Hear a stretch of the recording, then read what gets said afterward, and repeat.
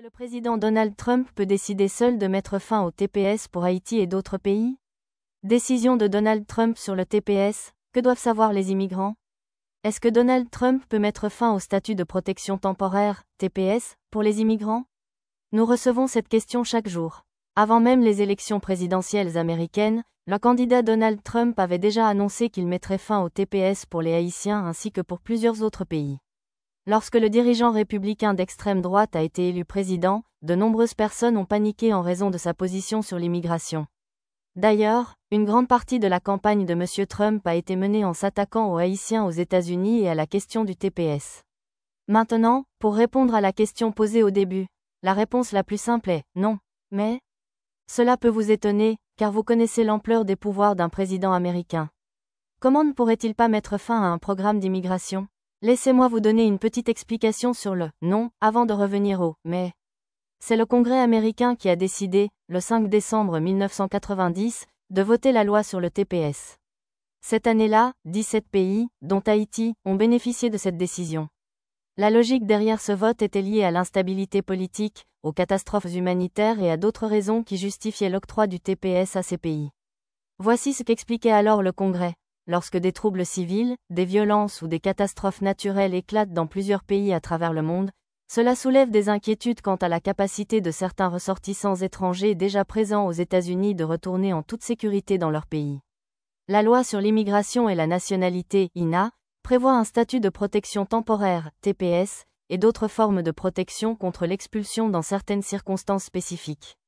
Congrès américain, le rôle du président dans l'application de la loi.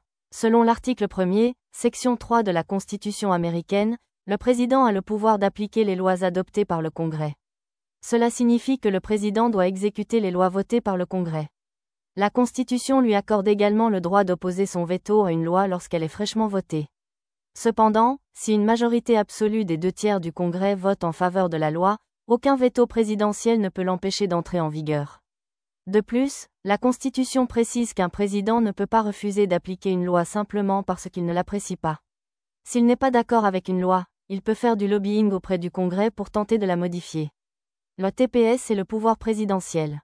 Il existe plusieurs types de lois votées par le Congrès. Certaines donnent au président le pouvoir d'agir, tandis que d'autres lui permettent de choisir de ne pas agir. La loi sur le TPS appartient à cette deuxième catégorie. Elle donne au président le droit de désigner un pays pour le TPS après une évaluation menée par plusieurs ministères, dont ceux de l'Intérieur, des Affaires étrangères et de la Défense, entre autres. C'est cette disposition que plusieurs présidents ont utilisée pour accorder le TPS à des ressortissants de plusieurs pays. En 1990, le président George H.W. Bush a utilisé cette loi pour accorder le TPS aux Haïtiens en raison des problèmes politiques que traversait le pays à l'époque. Lorsque Bill Clinton lui a succédé en 1992, il a maintenu le TPS pour Haïti, car les problèmes qui avaient motivé cette décision étaient toujours présents.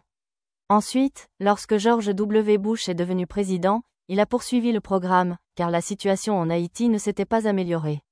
Lorsqu'Obama est arrivé au pouvoir, il a suivi la même ligne, notamment après le séisme dévastateur de 2010, qui s'est ajouté aux crises politiques. Lorsque Donald Trump est devenu président en 2017, il a rapidement décidé de mettre fin au TPS pour Haïti. Toutefois, un juge fédéral a suspendu sa décision temporairement afin d'analyser sa validité juridique. Il est important de noter que le mandat de Trump s'est achevé avant que cette suspension temporaire ne soit levée, et le dossier était toujours en cours devant la justice. En 2021, après avoir remporté les élections, le président Joe Biden a immédiatement rétabli le TPS pour les Haïtiens présents aux États-Unis et a abandonné la procédure judiciaire en cours. La dernière prolongation du TPS a eu lieu en 2024, lorsque le président Biden a redésigné Haïti pour le programme.